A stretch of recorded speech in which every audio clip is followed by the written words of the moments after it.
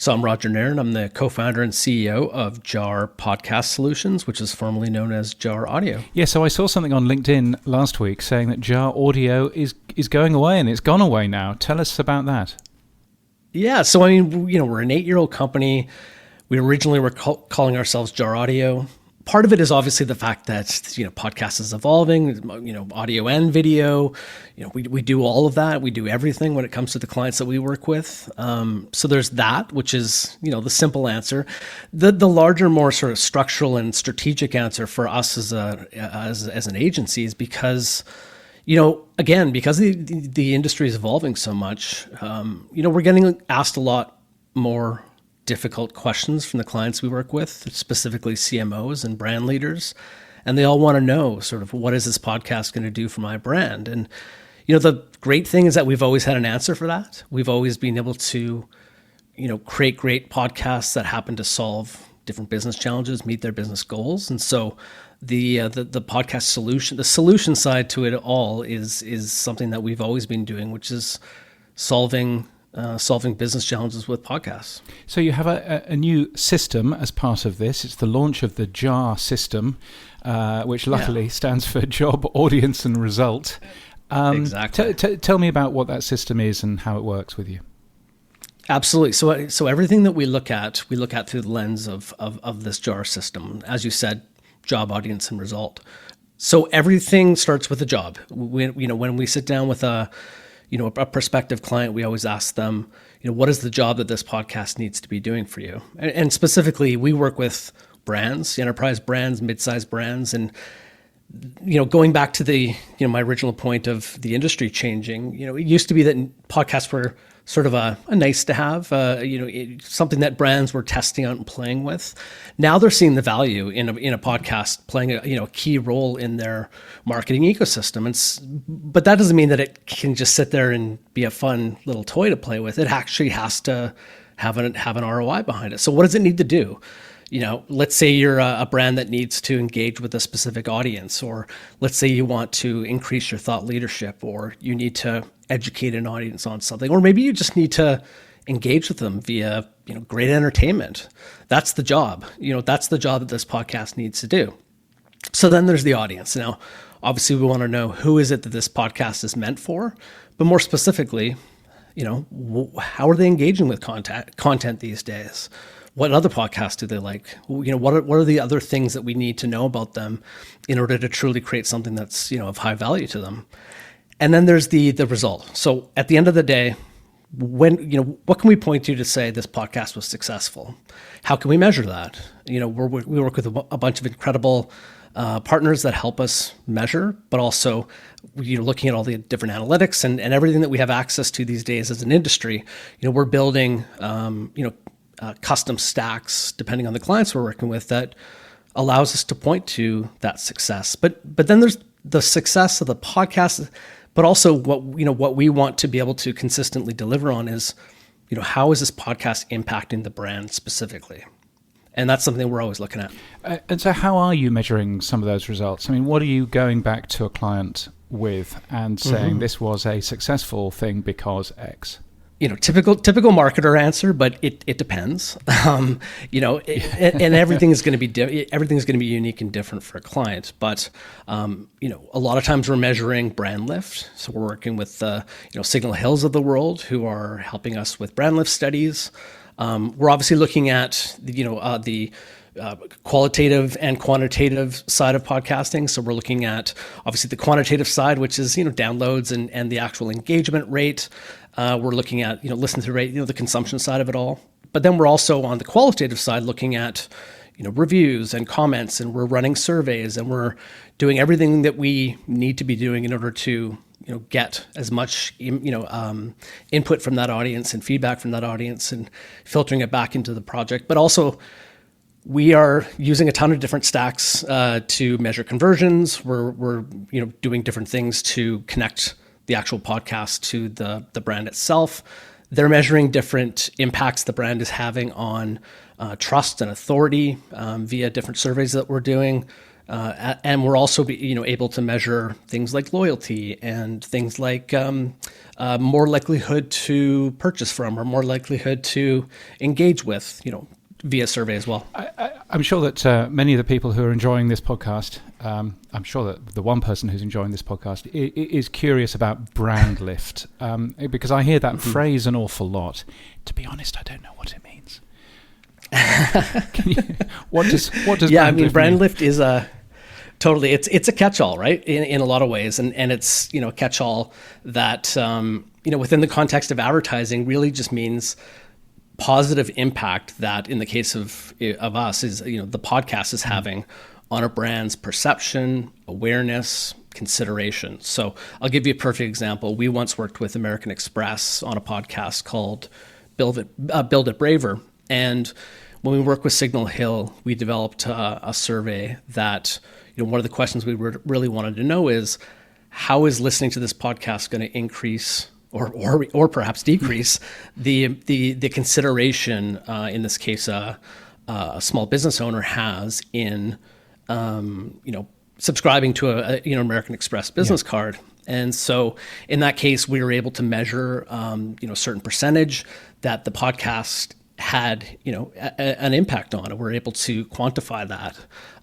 In some cases, we're looking at, things like awareness. Did you know about this brand before listening to the podcast? And sort of how does that impact it after you've listened? So it really depends. Again, marketer's answer. It depends. I think, way back when I was writing radio commercials, we used to talk to direct clients and talk to them about the purchasing ladder.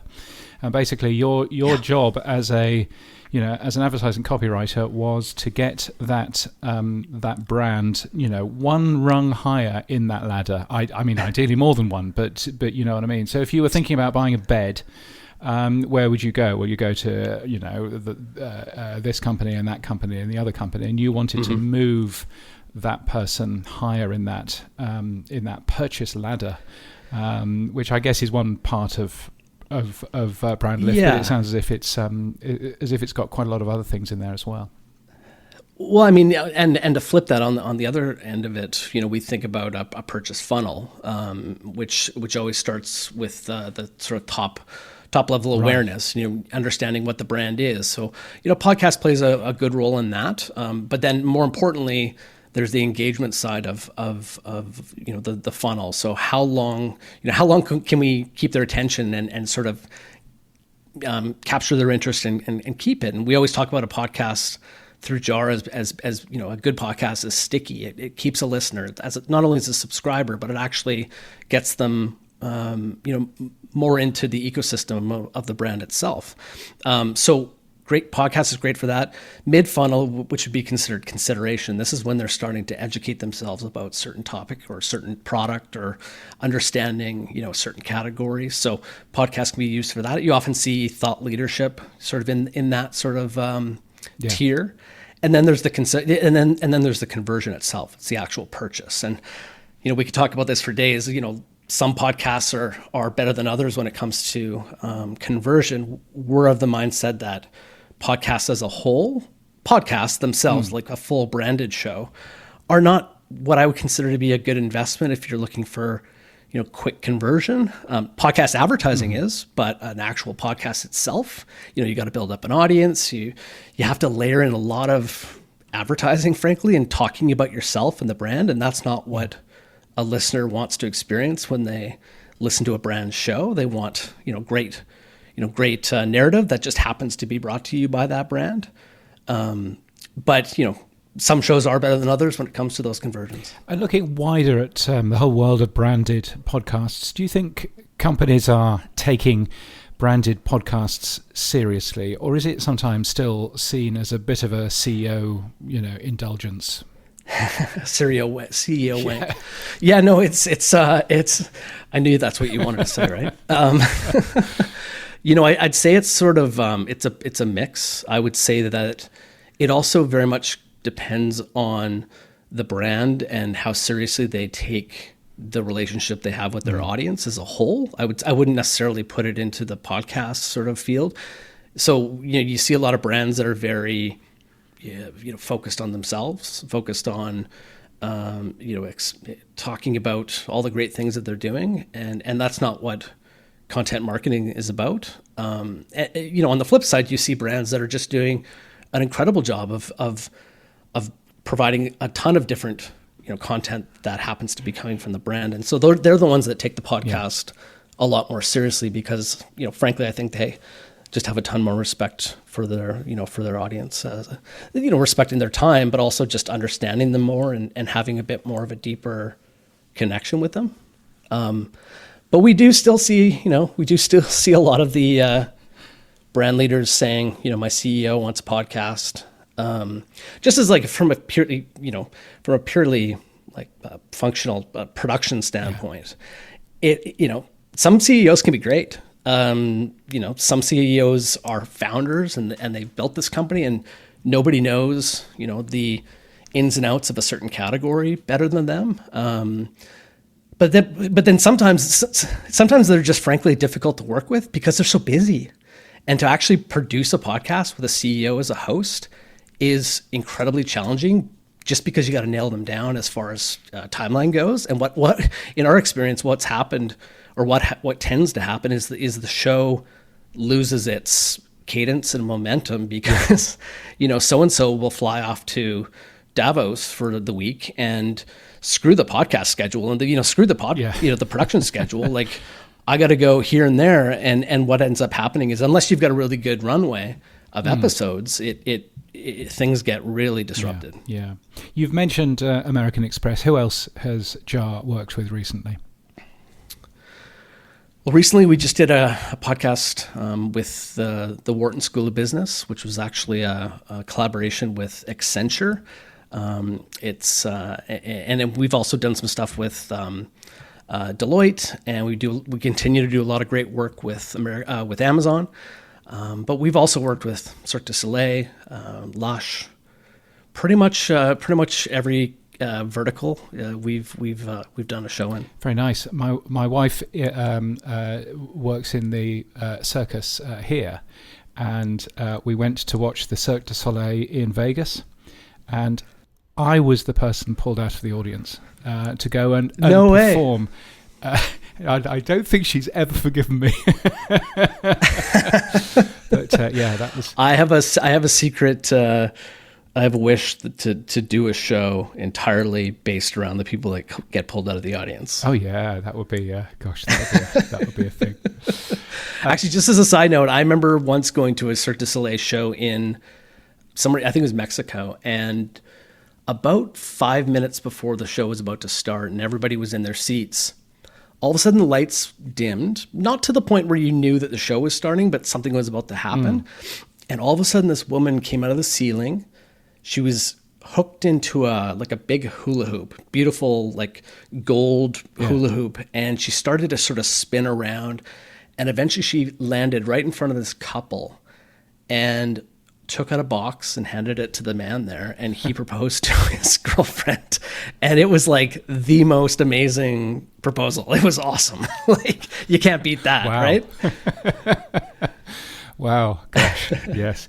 Let's make sure that my wife won't hear this particular podcast because my goodness, I was with my wife at the time, and I got an elbow in the ribs. Yeah, exactly right. Roger, thank you so much for your support of the Pod News newsletter, which I know that you've been doing for many years. Much appreciated, and thank you for joining us. Thanks so much, James. Appreciate it. Thanks for everything you do.